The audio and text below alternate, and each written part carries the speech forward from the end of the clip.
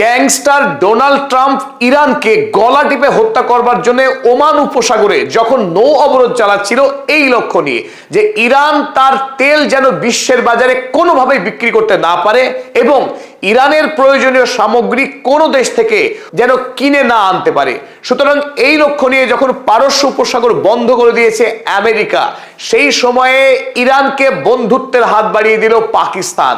পাকিস্তান চীনের প্রস্তাব মেনে একটি অভিনব আইন পাশ করেছে, যে আইনের বলে এই মুহূর্তে পাকিস্তান পুরোপুরি ইরানের জন্য সমস্ত দরজা খুলে দিয়েছে।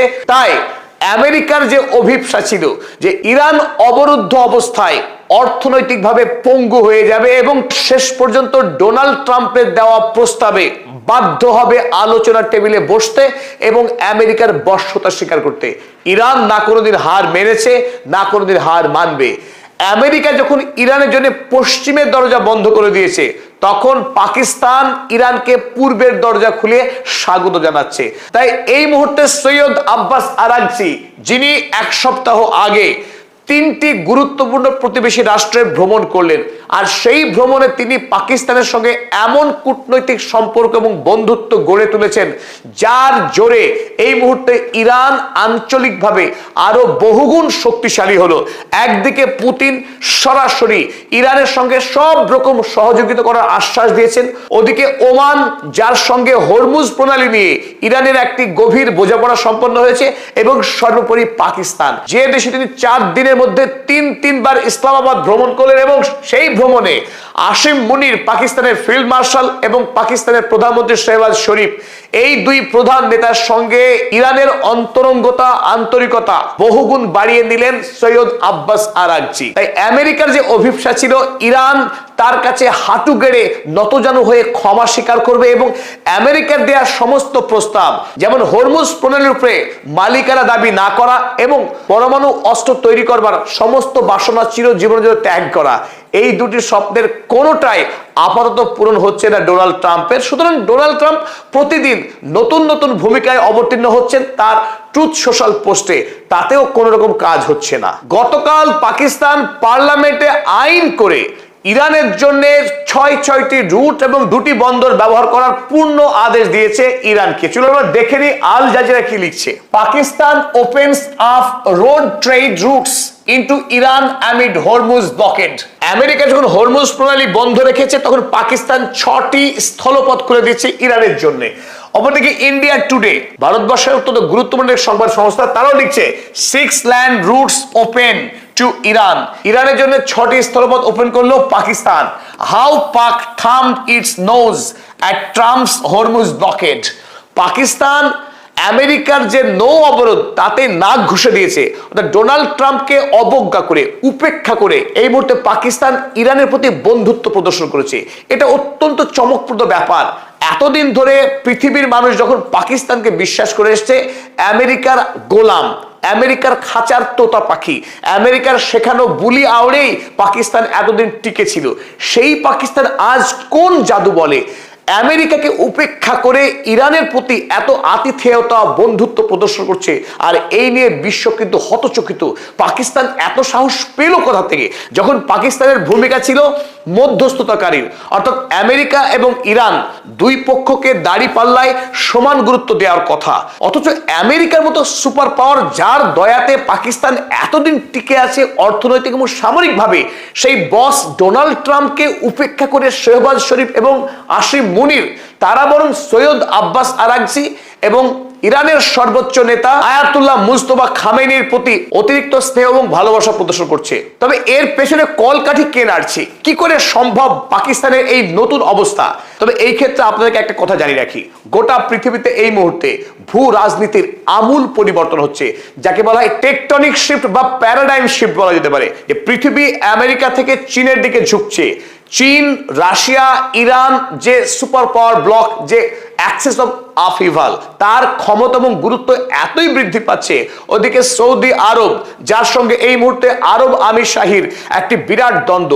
তাই একদিকে তুরস্ক, সৌদি আরব, ইরান, রাশিয়া, চীন, এই সব মিলে আমেরিকার বিরুদ্ধে একটা শক্তিশালী লবি এই মুহূর্তে তৈরি হয়েছে।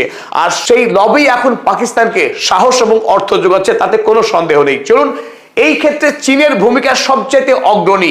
ইরানের পাশে, ইরানের সত্যিকারের বন্ধু হয়ে এই মুহূর্তে দাঁড়িয়েছে শি জিনপিং।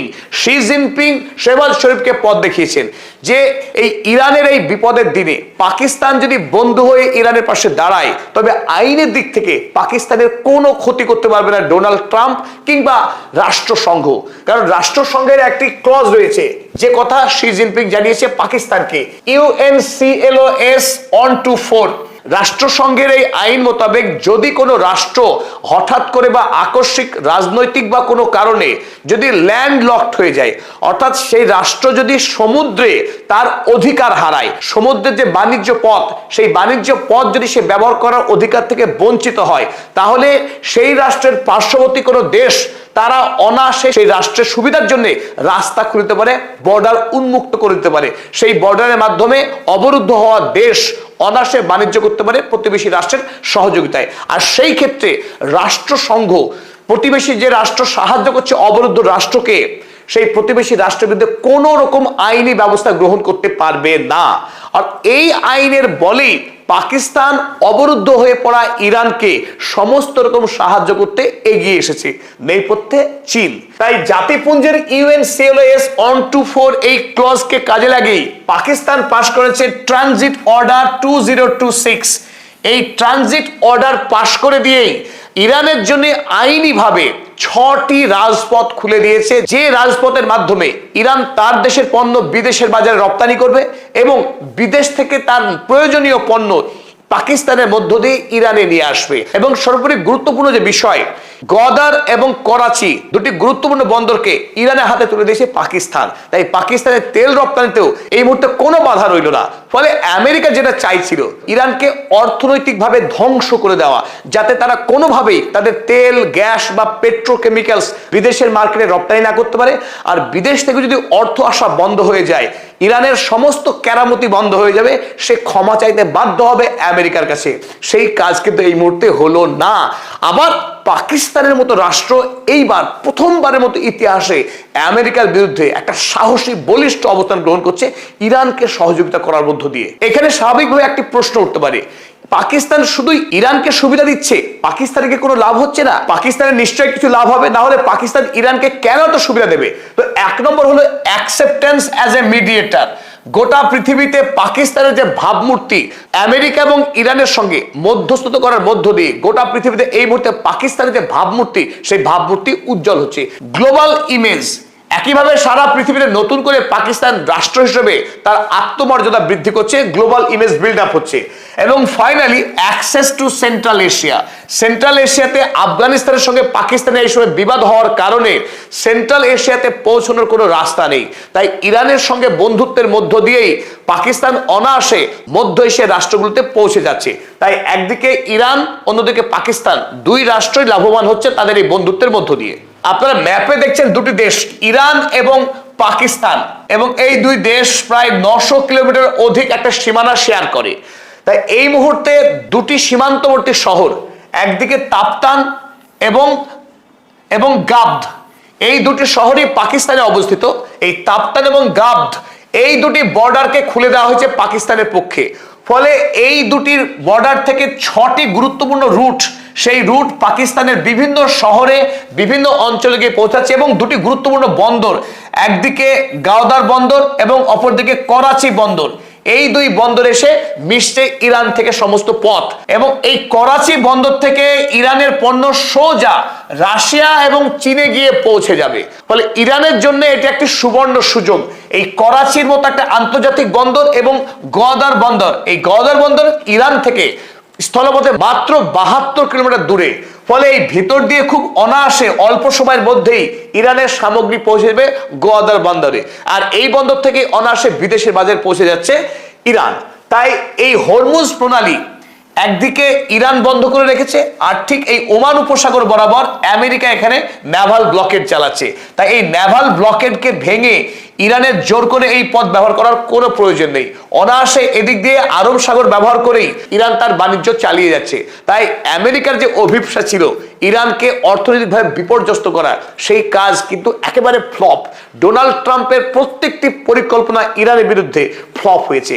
আর ইরানকে জব্দ করতে গিয়ে খোদ ডোনাল্ড ট্রাম্প আমেরিকার জব্দ হচ্ছে, কারণ ইরান এই মুহূর্তে হরমুজ প্রণালীকে সম্পূর্ণরূপে ব্লক করে রেখেছে, যাতে পারস্য উপসাগরের কোনো দেশ এক ব্যারেলও তেল বিক্রি করতে না পারে বিশ্বের বাজারে। যে হরমুজ প্রণালী দিয়ে পৃথিবীতে 20% তেল রপ্তানি হতো, সেই হরমুজ প্রণালী বন্ধ হয়ে পড়ে রয়েছে অনির্দিষ্টকালের জন্য। ফলে আমেরিকায় তেলের দাম লাফিয়ে লাফিয়ে বাড়ছে। বিশ্ববাজারে গতকাল অর্থাৎ 30শে এপ্রিল তেলের দাম স্পর্শ করেছে $120 প্রতি ব্যারেলে। তাই আমেরিকার নিম্ন মধ্যবিত্ত এবং সাধারণ খেটে খাওয়া মানুষদের পক্ষে জীবনযাত্রা এখন দুর্বিষহ হয়ে উঠেছে। ডোনাল্ড ট্রাম্পের উপরে সাঁড়াশি চাপ গোটা দেশের মানুষের, যে কোনো মূল্যে ইরানের সঙ্গে যুদ্ধবিরতি করতে হবে। তাই এতদিন ধরে ডোনাল্ড ট্রাম্প যে স্বপ্ন দেখছিলেন নৌ অবরোধ করে দিলে পরেই ইরান বাধ্য হয়ে তার সঙ্গে আলোচনার টেবিলে বসবে এবং তার দেয়া শর্তে সই করতে বাধ্য হবে ইরান, সেই খেলা কিন্তু হলো না। খেলার সমস্ত সমীকরণ বদলে দিল পাকিস্তান।